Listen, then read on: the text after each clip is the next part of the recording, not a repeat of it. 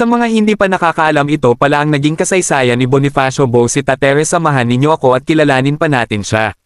Si Bonifacio Lucky Boceta ay isang kilalang politiko, aktivista para sa mga karapatan ng mga motorista, at retiradong opisyal ng pulisya sa Pilipinas. Ipinanganak siya noong ika-30 ng Nobyembre taong 1966 sa Lucena City, Quezon. Ang kanyang buhay at karera ay puno ng mga makabuluhang kaganapan na nag-ambag sa kanyang reputasyon bilang isang tagapagtanggol ng mga karapatan ng mga rider. Maagang buhay at edukasyon. Lumaki si Boceta sa Lucena at nag-aral ng Bachelor of Science in Civil Engineering sa Enverga University, kung saan siya ay nagtapos noong 1988. Nagpatuloy siya sa kanyang pag-aaral at nakakuha ng Master's Degree in Management na may espesyalidad sa Development and Security mula sa Development Academy of the Philippines. Karera sa pulisya. Bago pumasok sa politika, si Boceta ay naging bahagi ng Philippine National Police (PNP) bilang isang opisyal na nakatalaga sa Highway Patrol Group. Dito, siya ay naging Public Information Office Chief para sa PNP Cavite. Ang kanyang karanasan bilang pulis ay nagbigay daan upang maging mas malalim ang kanyang pangunawa sa mga isyu ng seguridad at kaligtasan sa kalsada. Aktivismo para sa kaligtasan ng mga rider.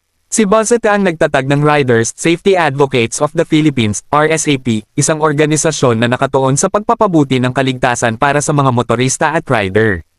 Sa ilalim ng kanyang pamumuno, ang RSAP ay nagsagawa ng iba't ibang kampanya upang itaas ang kamalayan tungkol sa mga isyu na kinakaharap ng mga motorcycle riders. Kontrobersya at pag-aresto. Noong Marso taong 2021, si Boceta ay umani ng pansin matapos ang isang insidente kung saan siya ay nakipagtalo sa isang traffic enforcer mula sa Metropolitan Manila Development Authority, MMDA. Ang insidente ay naugnay sa isang ticketing case kung saan ang pasahero ng motorsiklo ay pinagsabihan dahil lamang ito ay nakasuot ng tsinelas. Si Boceta ay nagtanong kung bakit hindi ito naaangkop para lamang sa driver. Ang insidenteng ito ay nagdulot ng malaking kontrobersya at humantong kay Boceta na kasuhan ng grave coercion at usurpation of authority noong Pebrero taong 2022. Siya ay nahuli ngunit nakapagpiyansa. Politikal na karera. Dahil dito, pumasok si Boceta sa politika at naging representante para sa isang rider party list noong halalan noong 2022.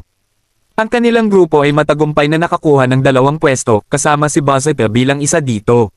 Sa kanyang panunungkulan, siya ay naging aktibo ngunit kinilala rin niya ang kakulangan nila pagdating sa pagpasa ng batas ukol sa kaligtasan.